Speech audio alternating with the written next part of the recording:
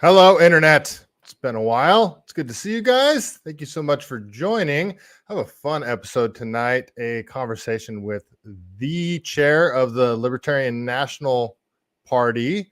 And I'm so glad she took the time to come on my tiny little show. And we can get some clarification. A lot of you guys don't even really not a lot of you guys are libertarians, even though I'm a libertarian and you guys tune into this show and you're my audience. A lot of you guys don't even really have a good understanding of what libertarianism means. And I mean, if you ask one libertarian what it means, you'll probably get, or if you ask 10 libertarians what it means, you might get 10 different answers. So Angela hopefully can clarify her stance on this. And nobody hates libertarians more than other libertarians. So this should be a interesting conversation. There's tons of things I wanted to talk to her about, but we're gonna keep it up to the current events of the last 2 weeks. So without further ado, here is Angela McArdle. Angela, hey, how are you? I'm doing great. Thanks for having me. No, thank you for being here. I really appreciate you coming on this tiny little show. B Sizzo, RGS, Northside, nice to see you guys. If you got any questions for Angela, just put them in the chat. But yeah, we'll get before we get going. Why don't you tell the audience a little bit about yourself? Sure. I am the chair of the National Libertarian Party, also known as the Libertarian National Committee. I am based in Texas. I used to live in Southern California and had to make the exodus in late 2022 when we found out we were having a baby. We were like, all right, we're officially done here. Very sad breakup with California. That's, those are the highlights. That bums me out because I just saw on X somebody posted what are the worst states to raise a kid in, and I just had to go to the comments because I knew what I was going to find. And is that what it was? You're having a kid and you're like, the state's going to try to raise my kid for me. I have to leave and go to Texas. Yeah. I mean, we don't want to risk having people knock on the door, asking about vaccination status. Why are you homeschooling? Any of that stuff. Like, it's not worth the risk. So here we are in Texas. No, I'm with you, and it only gets worse. I don't even remember what proposition is it. 1955, the proposition that they just passed about schools not even allowed to tell parents about if their kid is basically suffering from gender dysphoria or showing signs of that. I can't even. Yep. It's beyond. I don't have kids, so that's one of the reasons why it's easy for me to say don't leave California, stay and fight and everything. But I get it. If you have kids, it's like, no, okay, I'm not doing this. It's not worth it. Sadly, yeah. So I mean, I miss it. You cannot replicate the weather. The weather doesn't exist anywhere else, at least not in the United States. Everybody likes to hate on California. I don't. I'm like sad about it still. I miss it all the time. I hope that people fix it before it become itself, before it becomes, a truly failed state. I am cheering for people. Yeah, it's rough. I grew up here. I'm a 90s kid, and I swear back in the 90s, this was the place everybody wanted to be. Totally. And it's not the state. It is the state. It's the government. And COVID has changed people. Well, it started with Donald Trump. Donald Trump got elected, and then everybody went batshit crazy. Everybody. And it's like all the peace-loving liberal hippies, the acceptance and tolerance people, they became the most intolerant, rabid sociopaths that you'll ever come across. Yep. I think it's really interesting how the people who just 10 years ago were like, don't trust big pharma, Millions Against Monsanto, Occupy Wall Street, that whole crowd just, right? Like they just did a complete 180. Yeah, and the Occupy crowd particularly, it's like half went the Trump direction, half went the Bernie direction, or way farther to the left than that. It's funny. That's right around when I started getting into politics. I was a Bernie bro, and back in 2015, when the whole WikiLeaks thing came out and the DNC trying to railroad him, how can we make him look like an anti-Semite, pushing him out, and then the Democratic National Convention comes up, and a ton of, you remember all the Bernie bros were outside, like, you know, Bernie's going to stick it to Hillary. He's going to go independent. And like, this is what I was hoping. I was hoping he's going to stand up. There's no way he's going to, and he just goes in there and he just bends the knee. And it was the most disappointing thing ever. And at that time, I was like, I can't go for a game show host. You know, I wasn't down with Trump. And that's when I started looking into the Libertarian Party. So I'm one of the rare few that got into the Libertarian Party in the Gary Johnson days. It's interesting. Well, you know, but it was also probably a reaction to your experience at the time. I do think that, you know, the Libertarian Party and various populist movements have pretty good overlap, because so there are a lot of people who voted for, I have this terrible problem sometimes where I freeze a little bit on StreamYard. I don't know why. Your audio is good though. Yeah, I just changed the resolution real quick and then it fixes it. But so it goes like this. People voted for Obama, and then they voted for Bernie, or they attempted to, right? And then they voted for Trump. And then they end up in the LP, or it's some iteration of that, right? Like we sometimes, like yourself, we got a lot of people before Trump. And I think it's because a lot of people who join populist movements like that, they have a really good bullshit detector.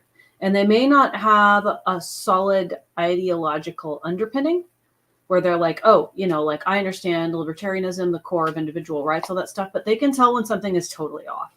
Like Bernie bros, to their credit, they know that the Clintons are gross. Like they know a lot of the stuff that happens in like traditional establishment two-party politics is wrong. I disagree with a lot of them on economics. But they're much easier to get along with than maybe even someone who's like right of center, people who just like believe every narrative that's spoon-fed to them from corporate media.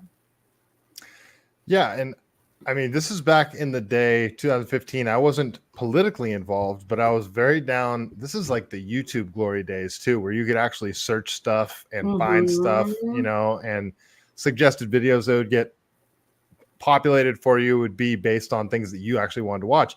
But I used to watch Alex Jones and the Young Turks. Totally. You know, that is a demographic for sure. Yeah. So it was and to show how ignorant I was of all of it, at the I think it was at the Democratic National Convention when Alex Jones barged on stage of the Young Turks set. Do you remember that? And Milo Yiannopoulos was kept out of it. Yeah. So that I was like, wait, they don't like each other. I had no clue.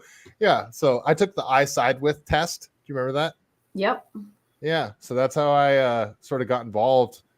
Not involved. So I've been a registered libertarian from 2015 or 16 or whenever it was, but I was never like heavily involved. I remember there was a libertarian event in Santa Clara, and it was at a coffee shop. It was like at a Pete's Coffee or something like that. And I was like, I'm going to get involved. And I go there and I walk in, and I just felt like everybody was looking at me, and I sort of freaked out and I just left. Well, they were, you know, but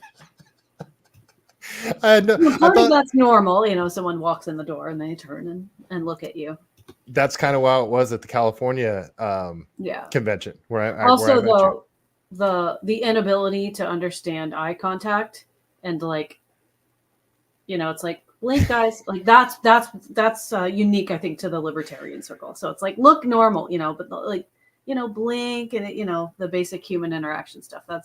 We're not like the best at that. I didn't understand the autism factor back then, and it's a real thing. It's a joke, but also it's a statistical. It's a thing. It's hilarious too. It's a thing. So you know that's when I sort of got introduced to the LP, and then I decided to run for office. And thank you for all your support when I ran for office. You're so welcome. I'm so I was just delighted to see you running. Well, it didn't go too well, but I had no clue what I was getting into. I'm sure everybody says that the first time that they're running for office. But one of the things that I didn't have any clue about was I just sort of made a joke online.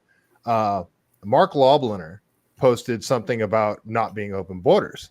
And, I knew that there were some libertarians that were kind of like open borders libertarians, but I had no clue. I'm so ignorant.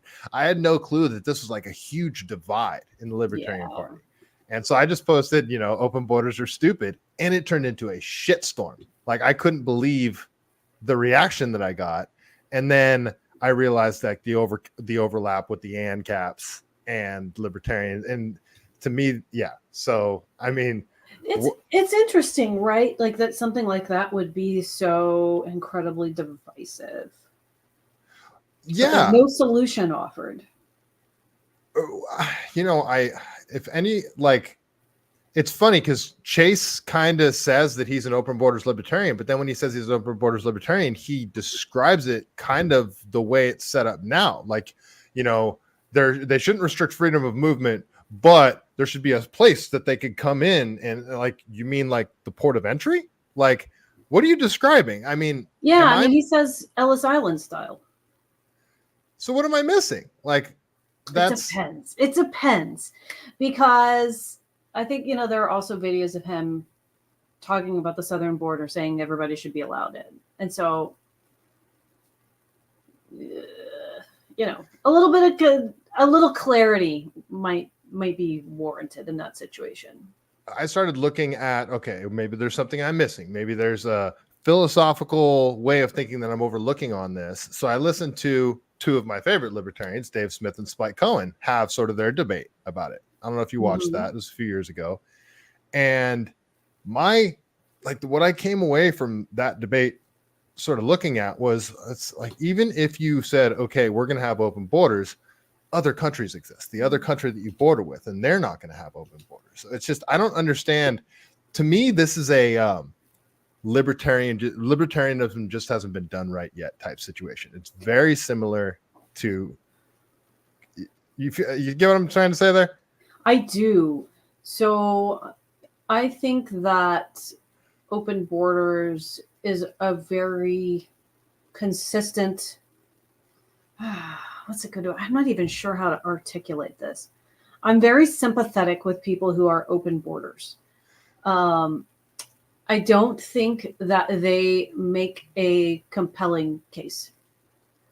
Yeah. I mean, I get it. Like, so the state shouldn't be restricting anybody's freedom of movement. I'm like, okay, yeah, I know. I'm kind of with that.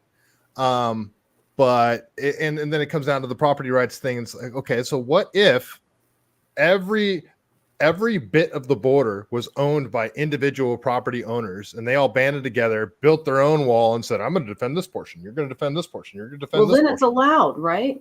Right, and it's the same shit.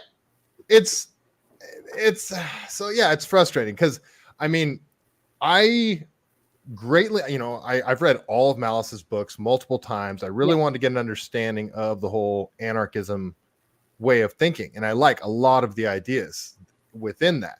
At the same time, it's the state exists. Can I tell you, I also don't think that open borders is 100% consistent with anarchism. Really? Please elaborate on that. I think there's more than one view on it that's acceptable. So I don't think that it's wrong for anarchists to say that they believe in open borders, but I don't think it's wrong for them to say that they don't. I think we spend a lot of time kind of wading through philosophical issues, and we don't talk a lot about policy and real world implications. Not to say that philosophical positions don't undergird our policy positions. They should. But, Hans Hermann Hoppe, there's a lot of people who really, in anarcho-capitalist circles, really like his writing. I don't think that there's a single Hoppian argument that's for open borders. It's all very much like community-based, covenant-based. Like we are. They need to be small groups are where these sort of decisions work best. Anything that comes across as democratic or like a republic, it fails. When you get to a country the size of the United States. But like he's a pretty hardcore anarchist, and he thinks that communities need to have rules. And one of the rules that he really stresses is being very mindful and cautious of who you let into your community. Right. I mean, I right? Like, Yes. So the thing with open borders for me is, and I don't agree with the whole might makes right thing. Obviously, the whole non-aggression principle thing.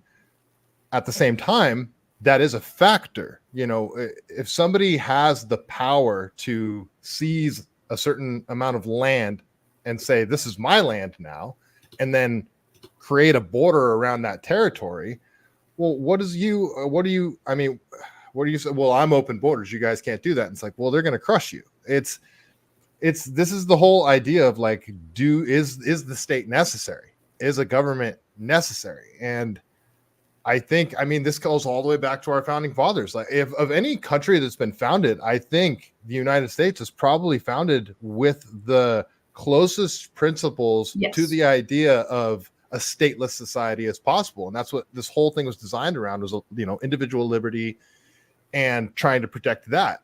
And it's become the abomination that it is now. But if the state is necessary, how do you create a state that defends individual liberty?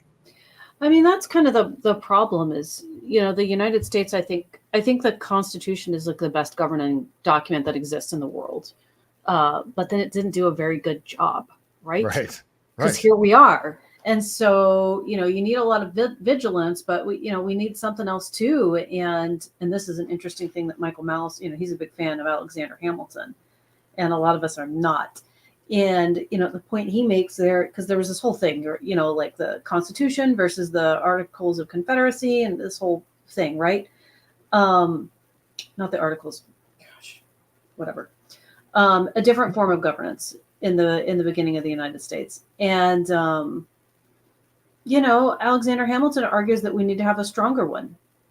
You need to have like a position of strength because we're about to fight the British government, basically. And we need to be forced to band together.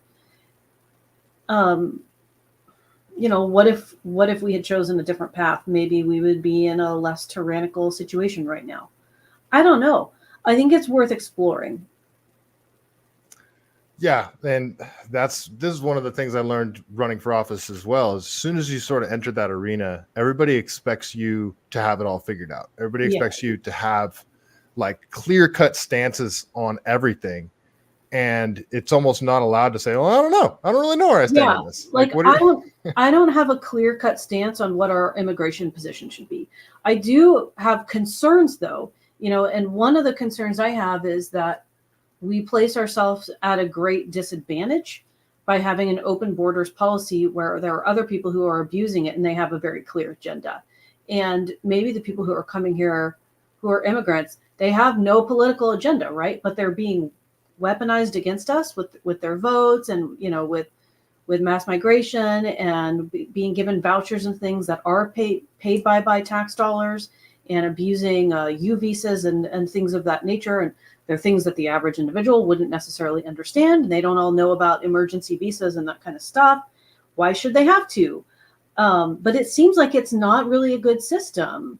And I don't believe in, white genocide, like it's not our problem that, you can't get laid, bro. It's a cultural problem, but maybe we should just like look at some of these things and go like, if we stay on this current trajectory, doesn't it seem like it could hurt us, in the long term? And I feel like a lot of libertarians and anarcho-capitalists are afraid to say that. And they're like, no, like they have to have an ideologically consistent position. Perhaps there is another way. Perhaps there's a different ideologically consistent position, and that it's okay for us to make defensive maneuvers that protect our individual rights. Like, I need to value mine and my family's individual rights over the individual rights of perceived rights of people I don't know, who don't value my rights, right? Like, I value also the rights of my friends and people in my community who I know are ideologically aligned with me.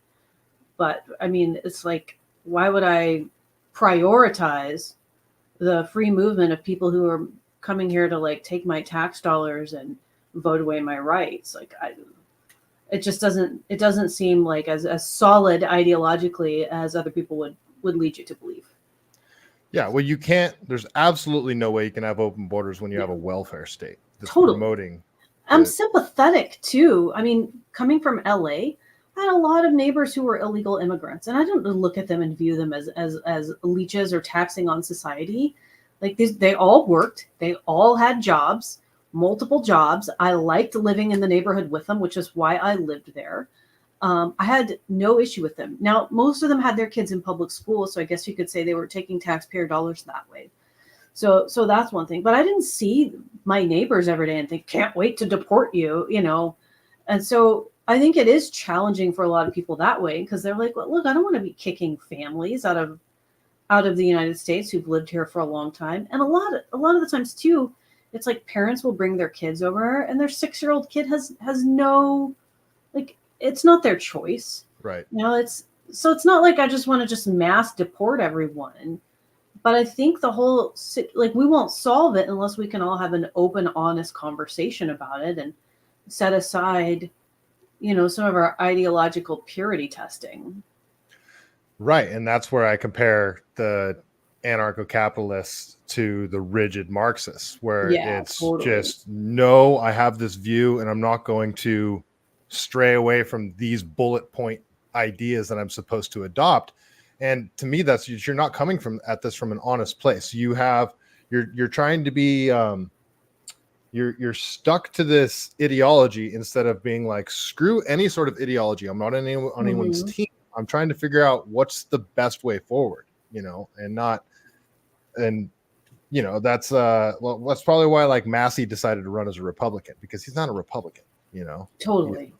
And and what you're saying with it, people that are from California grew up around illegal immigrants. There's no way around it. And I don't want to see mass deportations either. And I don't think we need that. I mean, if you cut out I don't think we should have any government support for, you know, you can't buy a home. Like giving, and it sounds harsh, but you know, people shouldn't be able to join the unions that are illegal immigrants. You shouldn't. I think you get where I'm going with all of this. Totally. We're incentivizing people coming here, and then if you cut out incrementally over the course of a couple of years or whatever, cut out all these incentives to come here, people are going to be like, oh, you know, especially in California, it's not so much better here than it is where I came from, and people are going to leave on their own voluntarily. Oh yeah. So. Yeah, I feel like I'm just not very articulate on this one because I am still personally conflicted, and I wish more people would just like come out and say that. It's like, oh, I don't have like 100% of it figured out, you know, because that's where the healing can begin. Yeah, and I don't have 100% of it figured out. I just know that if Americans that lived here their entire lives are paying taxpayer dollars towards people that are being prioritized over that's not working, including public schools. Nobody wants to say that one's like, oh, they feel bad about saying that one. Oh, they shouldn't be allowed to attend public schools. It's true. Students who are here illegally attend public school and they get taxpayer benefits that way. And I think that's kind of messed up. Also, we have really crappy government schools, and maybe having less people in them could be a better thing. Could be better outcomes. Maybe just get rid of public schools altogether and let people decide what they want to do on their own. I would greatly prefer that, and that might also disincentivize people coming here illegally to use free things that are not really free. Right. All right. So, man, we've already talked a bunch on stuff that I wasn't even planning on talking to you about. There's all sorts of things I want to talk to you about. England right now, the Olympics, Israel and the Middle East, Silicon Valley and big tech, Gavin Newsom, gender ideology, even though we got to do a little bit of that. That's all stuff I want to talk to you about. We don't have time. I want to walk through the timeline of the last few weeks in regards to the most insane timeline ever. Like, what the hell is going on? Like, just 2024 is off the rails. 2020 was insane. The last 4 years have been insane. But I mean, I want to start with the Libertarian National Convention. Like, how did you get Trump there? How was his secret security detail back then? The juicy goss. Yeah, a little bit about that. I don't want to spend a ton of time on it, but first of all, how'd you get him there, and how is his secret security? Now that's like So I've kind of breadcrumb trailed this a little bit until after I got reelected. And I was like, second term, Angela, I'll just do whatever I want. I'll say whatever I want, but I was very hush-hush about this leading up to the convention. But I'm someone from adjacent to the Trump campaign reached out to me in November of last year and obviously was looking for libertarian support in whatever way they could find it for Donald Trump. And we went back and forth a little bit. I had a phone call with Donald Trump. Yes, I did. 45-minute phone call with him. Very surreal. Wow. Where it was a great phone call. It was the best phone call. It was very, very good phone call. It was a great phone call. It was the best phone call. He was super nice. Also very, very much interested in, some sort of endorsement support, yada, yada, yada. Oh, the libertarians, you're not going to win. You're never going to win. And I was like, well, I don't actually care that much about the outcome of our presidential candidate. It's my job to support him, but we're not trying to win. I have a whole lot of other things I'm interested in. Local elections, building the party, libertarian outcomes, XYZ. So it was a good conversation. Very good. And I flew down to Mar-a-Lago and met with him in December, which is totally insane. Yeah, that's insane. You're big time now. And we had a really good meeting, and he wanted to come speak at our convention, and I was like, well, that's going to cost me a lot of political capital.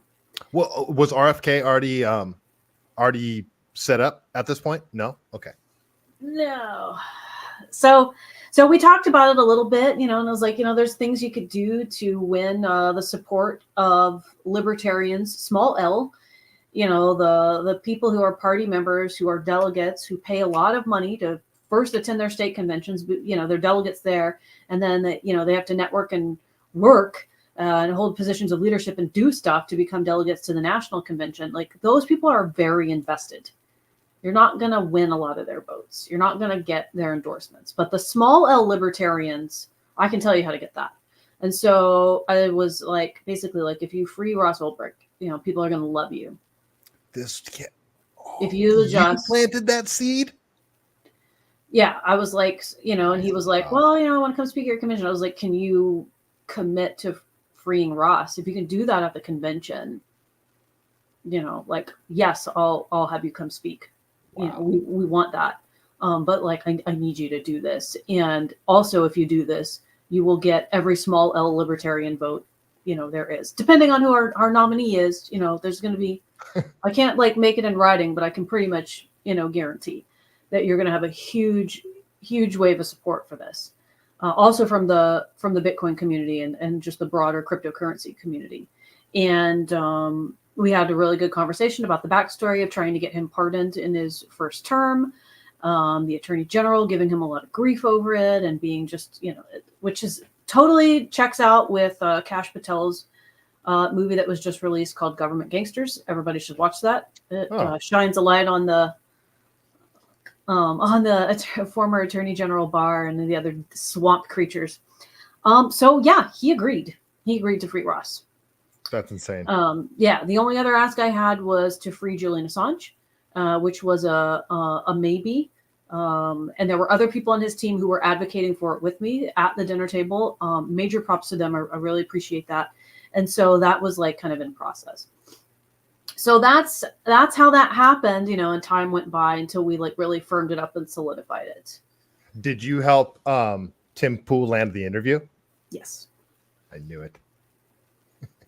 He did a great job. He really did a good job in that interview. Yeah, well, I wanted Tim to be the one to interview him because Tim and I have a lot aligned, right? Tim is very libertarian, but he is a Donald Trump supporter. But he is not so tunnel vision, worship Donald Trump that he wouldn't ask him tough questions.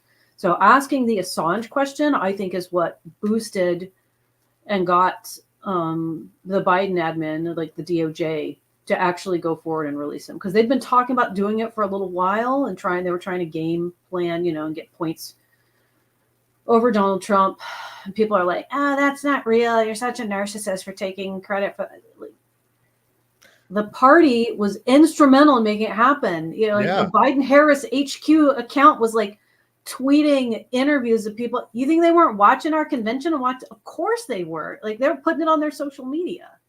Yeah, it's so interesting to watch how the dominoes fall after little conversations take place. And I was wondering what the Biden administration's play was, because they released him and that was kind of it. You haven't really heard about it ever since. I mean, that's how crazy of a timeline we live in. Julian Assange was released.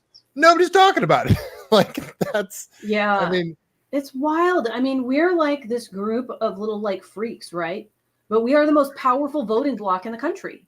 We decide the swing vote. We are a really powerful signaling mechanism. We sweep up a ton of protest votes. There are people who are loyal to our party and loyal to our party's candidate. You got to really work your butt off to try to peel off those votes. Like you got to make a really compelling case. So it's cool. Like it's a really cool thing to get to be in charge of. Now you got a lot of hate for allowing Donald Trump to speak at the convention. They were all wrong. I agree. Wrong. I agree. Also, they were all very worried about corporate media narratives. These people who believe corporate media in the party, they're like, oh my gosh, corporate media is going to say we endorse Donald Trump. It's going to, they were like the screaming Wojak meme. I was like, no, they won't. Because corporate media, like they hate us, but they hate Donald Trump more. So you will not have a positive narrative coming out of this convention. And sure enough, it was like Donald Trump is booed at the convention. Libertarians reject him. You know, there's some people I really like that were genuinely upset about Trump speaking at the convention too. But you know, that's what it is. Yeah. It was sort of like letting RFK speak at the California convention, but on steroids. Well, and you know, I worked a little bit with Adrian on that because not to use and abuse California. And Adrian's tough, so he weathered that storm. It was a wildly successful convention. He got a lot of hate too. Major props to him on that. But I wanted to see how people reacted, because if they can stomach Kennedy, then maybe they can stomach Trump. But it's really like it's a litmus test for what I can pull off at national. Try it out at the state level. Try it out with Kennedy. So that's like my testing ground. Adrian knew. So there were only a couple of people who knew that I had been in talks with Donald Trump, and he was one of them. Trusted confidant. Oh, Adrian. All right. Yeah, that California convention was interesting too. I mean, especially the there's a little freak out there for a minute, and guy had to get pulled out of there. We can't behave. Like it's like most of us can behave, but the ones that don't, it's like so bad. Anyway, I was like, oh, this is fun. That's the Donald Trump story. I chatted with him a little bit before and after he spoke. He's super nice. I know that it burns everybody. Like it's like dumping boiling acid on people to hear that. He's a super nice person. And that's what people have been saying about him for decades. He's super nice. People are like, you can't say that. He's a horrible statist. I'm like, okay, well, don't you have like some aunt or uncle who's also a horrible statist? Everybody says a super nice person. Like this is weird. But before he got in politics, everybody loved him, and everybody says that he was the guy that would like make sure when he's leaving his hotel, he's like, no, let's go to the kitchen, and he would go through and he would hand people just money. He's just like nice, you know. It's just he's a horrible statist. Okay, well, he could still be a nice person. So, I mean, I got a million things I disagree with Trump on, and a bunch of issues that the whole bump stock ban and his comments around it, tons of things. But so this comes down to like the idea of supporting the party versus what's the best way forward to support the party choice for candidate, or the candidate that you believe is going to help push forward the ideas and principles of individual liberty. And to me, I mean, I don't even know if you should comment on this, but to me, well, I have a particular narrative I have to as party chair, and there's Right. people gunning for me right now. They want me off, they want me out of my chairman role. So I have to say I endorse Chase Oliver as the best way to take votes from Kamala Harris. But that's, but have I done a whole lot of work on making the Trump campaign something that I think would advance liberty in the event that he gets elected over Chase Oliver? Yes. And, can you teach an old dog a new trick? Maybe. Maybe you can. That's what I'm very hopeful about. He surrounded himself with the swamp last time. Yep. And, there's a certain topic that all the candidates seem to be aligned on, whether they're on the left or on the right, a certain place. And the whole, the whole Abraham Accords thing that Trump pushed forward. And it makes you think that he's going to be hardcore supporting Israel, and, AIPAC's got him in their pocket or whatever. But I have a small hope that Trump is going to say what he needs to say to get into office, and then say, you know what, you're not in charge. We're doing things America first. And I hope so. I'm not confident, but I'm hopeful. Here's what I think about it. That we're not going to get foreign policy this term around. I think we're going to get the best we can hope for is what we got with Donald Trump the first time, which was not starting new wars, but also not ending a lot of them. What if they already started? Yeah. But all we need is a foothold. So if you're 100% anti-war, you're just like, this is my most important issue. I feel you. I'm right there with you. But you have to start somewhere if you want to ever achieve that goal. And we have an opportunity here. All it takes is to get one, like, capital L libertarian in a cabinet position. And everyone's screaming that it's going to be Vivek or someone else and that's going to count. That's not what's been communicated to me, and vice versa. So can you talk about that? Maybe a little. I mean, they've asked for my input. And so, we've been working up a list of names, really. And I think it's going to be Department of Education. And that's an easy one, because both sides want to see it abolished. All it takes is one. You get a libertarian in a White House administration, and it just, everything flips and changes overnight. You'll be able to run a congressional race and be taken seriously. You'll start getting people in positions of power. Before you know it, you will start having an impact on foreign policy. The neocons didn't used to be in charge, right? They were like a fringe freak show group in DC, and now they run the show. And it just started with them getting a little bit of a foothold, and we can do the same thing. It's a total black swan event. I didn't expect that we would have any, say in what happened federally, but the Trump campaign is smart enough to reach out to us and try to win us over because they know they need us.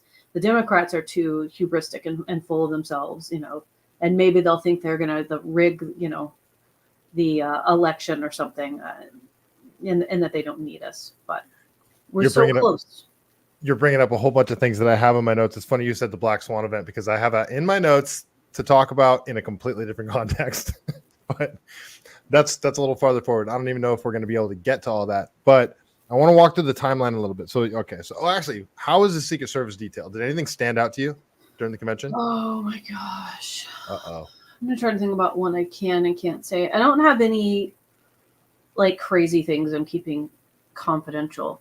I want to portray people in the best positive light when I think they deserve it,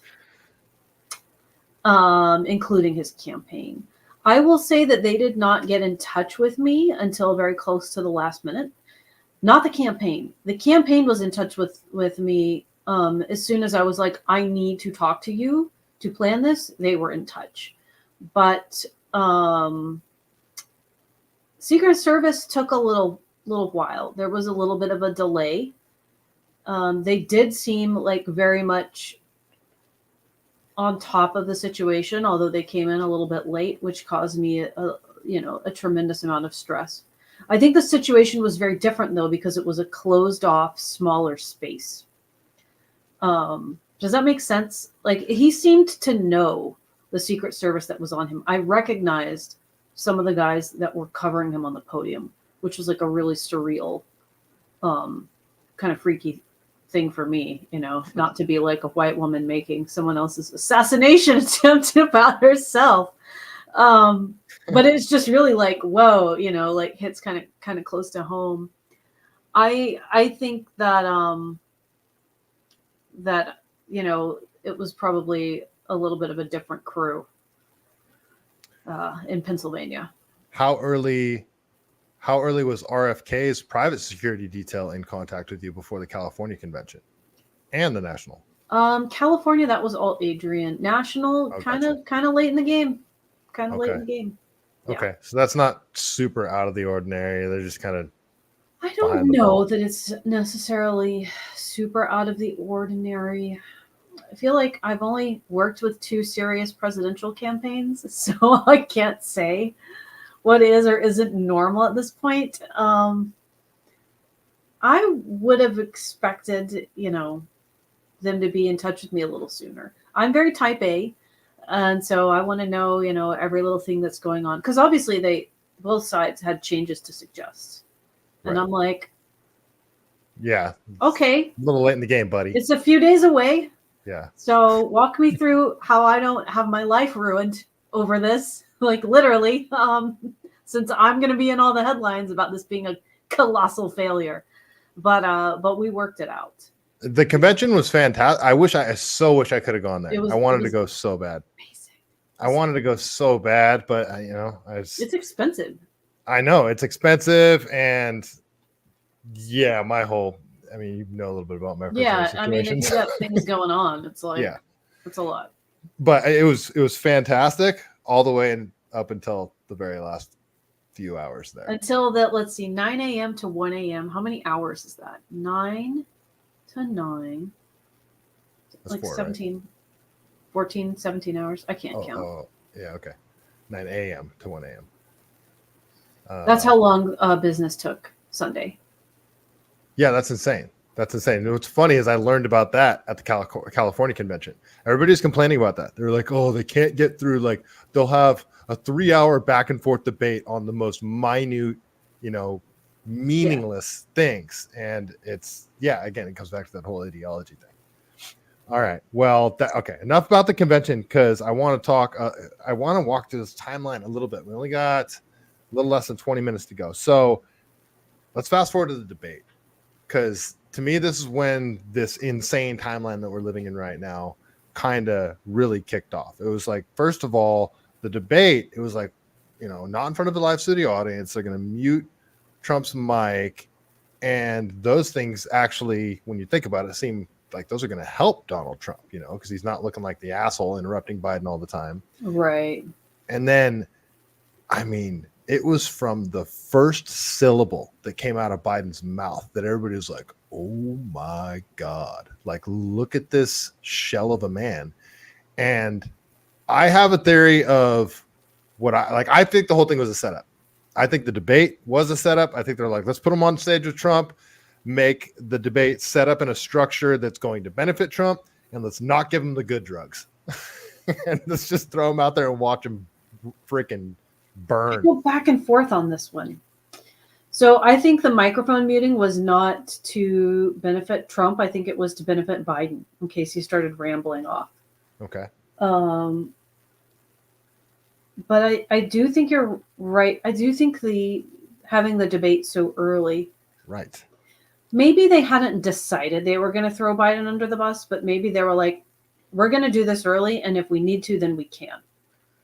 Like a little bit of a check on that, Let's see how the public reacts. But or to just see if it's just a disaster. Well, my thing was the media reaction immediately following the debate, as if everybody had gotten their Operation Mockingbird talking points, like right off the bat, zero hesitation. Yeah, everyone's throwing Biden under the bus immediately. Yeah, I mean, I guess if he had done better, then I think maybe that wouldn't have happened. So my theory is that they were all given marching orders, like you'll know it when you see it, unless by some act of Baal, Lucifer, whatever, he pulls through and has a good debate performance. This is your chance to throw him under the bus. So the debate goes horrible for Biden. Media starts throwing him under the bus, and that whole psyop sort of starts. Yeah. Fast forward a couple of weeks, Pennsylvania, Biden or Trump's on stage talking about the border. Turns his head to look at a sign. Bullet hits him in the ear. Now everything has changed. We are now living in historic times. We are now living in a post Donald Trump assassination attempt world. And there's a million questions around this. How did the shooter get on the roof? I mean, Clint Russell does a great job of covering all this stuff. He does, yeah. Like absolutely. he's who really I've really been watching on. I mean, he's just super up to speed on all this stuff. And I've been listening in on all the Mario Narwhal, I call Mario Narwhal spaces, because he's been doing a great job covering like breaking news on that stuff too. But it's like media blackout. Like there's nothing. And then a week later, not even a week later, I don't think, the pressure has built to the point where Biden is now, and apparently, according to Seymour Hersh, Obama and Pelosi and a bunch of people threatened the 25th Amendment on him, and that's what got him to step aside. So you got the Donald Trump assassination attempt. A week later, Biden says he's going to step aside after an alleged medical emergency in Vegas.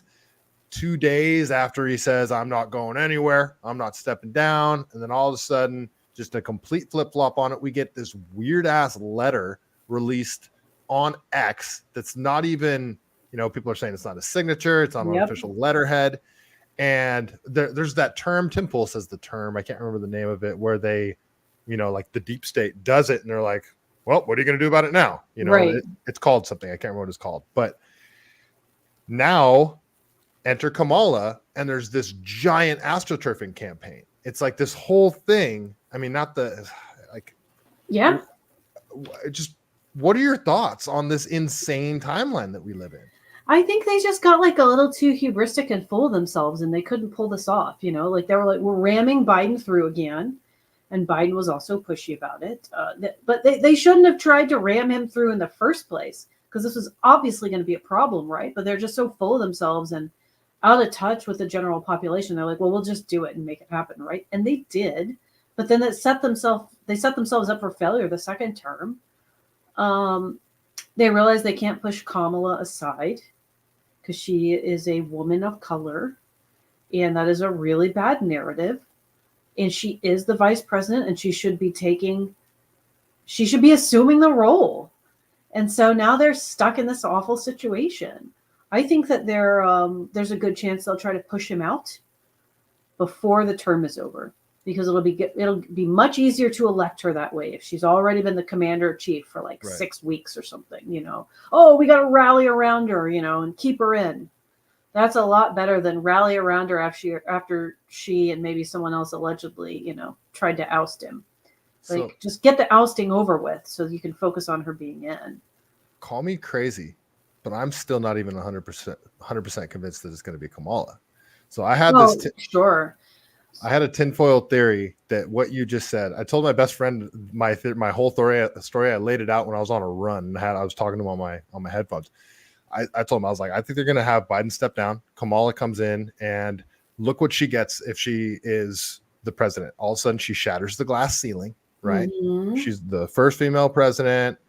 And then they make her an offer that she can't refuse, like a great offer of, instead of pushing, what's her name, the lieutenant governor of California for governor in 2028, or 2026, they'll push her instead. Maybe some sort of other thing that they'll promise her. So it's like, look, we're going to put you in, we're going to make you the actual president, and then you step aside and enter Newsom. Like that's. So Newsom, I feel like, coming from California, it seems like he's the supervillain they want. I have heard that people outside of California don't know who he is, which I find to be odd. Yeah. That they're just like him. That they don't know. I assumed that Gavin Newsom, Gretchen Whitmer were like notorious. Kathy Hochul for how bad they handled lockdowns. And Cuomo. Yeah, but he's been disgraced and tossed and fed to right. But in terms of like name recognition, Here's the only two people who have national name recognition: Hillary Clinton and Michelle Obama. Huh. I could have So sworn if Newsom was, everybody knew how crazy Newsom. and maybe I'll be wrong, but that's my prediction. So you don't think it's going to be Kamala? Well, they could put Hillary Clinton or Michelle Obama in as vice president, which would also make everybody who knows that Kamala is grossly incompetent, it would put their minds at ease. Got you. So if they put in, like they were talking about some governor in a swing state, I don't remember who it was, some dude that I wasn't very familiar with him. Obviously, I can't even remember his name now. If they put him in, I don't think they're I think they're like, look, this is a wash. We're not going to win this one. But if they put Hillary or Michelle in that, like that means they're just like, it's like knives out, go for broke. We got to win this. So I think that's going to dictate what tone of campaign they have, who they put in. Because, people in all 50 states, they haven't heard of Gavin Newsom. People who are just like the average person who are not political, they're not going to know who he is. But they're damn well going to know who Hillary Clinton or Michelle Obama are. Right. And are they hubristic enough to put in two women and not just a man and a woman? Right. I actually think so. I do think that they're that full of themselves. Oh, crazy. I was going to say no. I think they are. White men for Kamala, that whole thing that's going on right now. It's so fake. Like it's so, I mean, they're the guys who, when they open they're like 27 and they open their Marvel action figures Christmas morning and they like have hysterical freakouts that end up on libs of TikTok. Like that's the white dudes for Kamala. You know, I was out of my career for a year, as you know, and I went hard with this whole, you know, I ran the running for office thing, the starting the podcast thing, the trying doing things on Twitter thing, because I mean, it really did seem like I was blacklisted there for a while. And I got so immersed in this world that I forgot how completely disconnected people are from all this stuff that we're talking about right now. Like I'm back at work. And I mean, even people that are somewhat politically savvy that have like opinions on things, they have no clue what's going on. Like no clue like major things that have happened. And yeah, it's sort of discouraging, but at the same time, it makes me think like maybe we aren't as disconnected as everybody as it seems like online, because I don't think people are so held to their tribalistic teams as it might appear online, because you know, like for sure, there's a lot of normies who they don't do politics, they vote. But they're like, I don't know, I'll probably vote for Trump. And then they don't have an opinion of him, or they're like, I guess Biden. Like that's the extent of it. It was completely dispassionate. It's frustrating. And around here, I mean, you've been gone a bit, but it hasn't.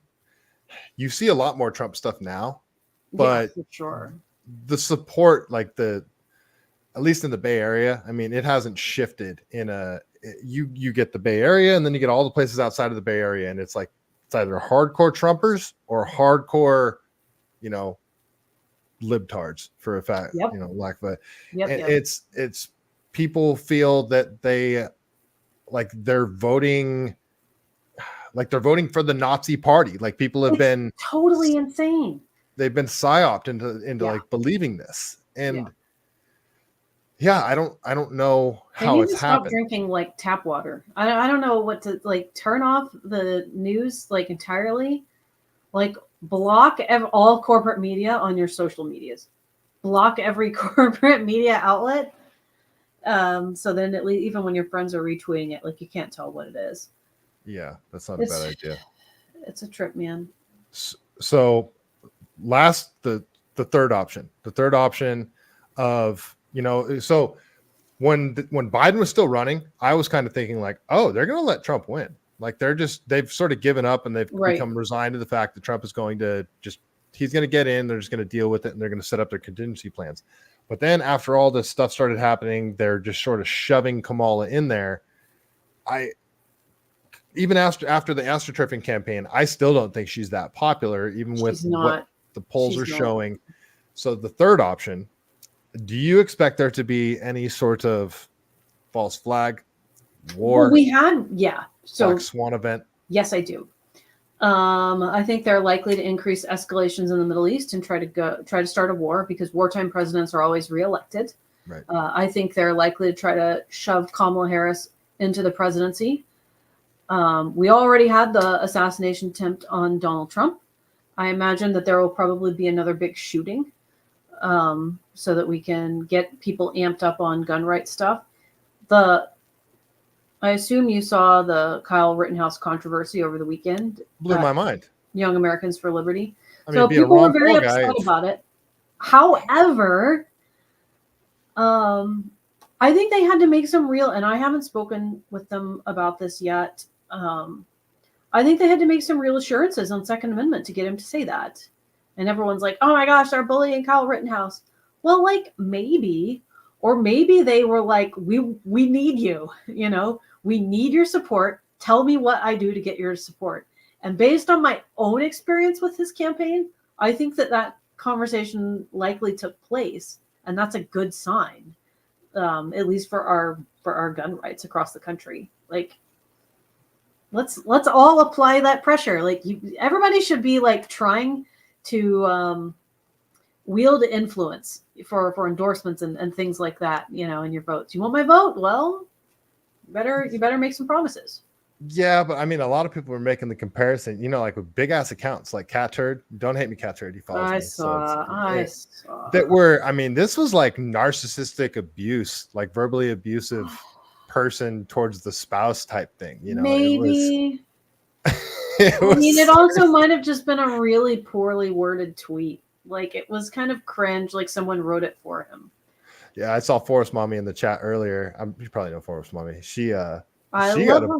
She's the best. She is the best. She got a bunch of hate because she posted a picture with Kyle Rittenhouse. It was just a picture. I don't even remember what the caption was, but people were It's like ridiculous. Everybody needs to go outside and touch grass and stop being hysterical over who Kyle Rittenhouse votes for. I am hoping and optimistic that he told the Trump campaign that they couldn't have any more bump stock boo-boos or things like that.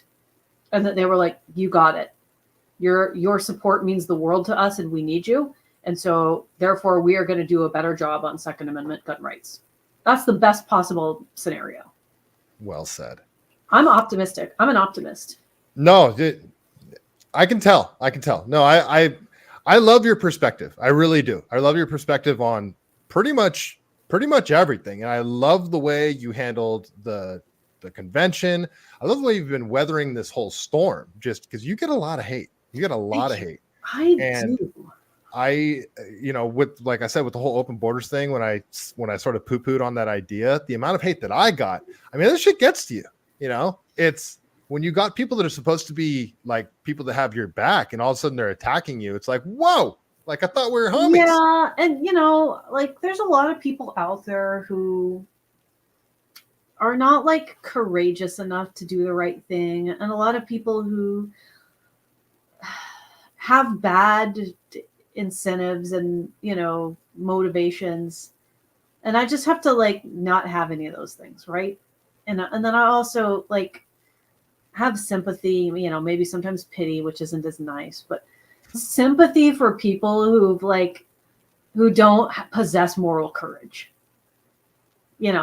Okay, like the libertarians who went along with lockdowns and did this and that. It's like, you don't have moral courage. Either you weren't, maybe it goes back to early childhood trauma. Maybe, everything does, right? Maybe it's some, like, you've never had a heroic moment and you haven't flexed that muscle, so you don't know what it means to be courageous. A lot of people out there with mental illness, some diagnosed, some underdiagnosed. Yes, right. This whole LP, it should be Libertarian Party member should probably be something in the DSM-5 or whatever edition we're on. For sure. But it's just, they're going to hate on me on social media or whatever. Like, what can I do but have compassion for their absolute state? Keep doing what you're doing. You are doing a brilliant job. Angela, thank you so much for coming on. If you had a message for America, what would it be? Join the Libertarian Party. If you want to see the Trump campaign deliver libertarian outcomes and move the country in a direction that supports individual rights, join the LP and help us continue to be the most powerful voting bloc in the country. Fantastic. I love it. All right. Before we get out of here, I end the show with a Chuck Norris joke from the greatest book ever written, The Truth About Chuck Norris. It might be good. It might be bad. There's some bad ones in here, but we just open the book and we go to a random one and we read it and we hope for the best. There's a lot of people in the chat tonight. Thank you guys so much for hanging out. I'm sorry I couldn't get you guys questions. I wanted to make sure that I gave Angela my full attention. So, Chuck Norris joke of the evening. Thank you again for coming on, Angela. It was wonderful. You are welcome. All right. Here's the Chuck Norris joke of the evening. We all know the magic word please, as in the sentence, please don't kill me. Too bad Chuck Norris doesn't believe in magic. And on that note, stay CaliBased.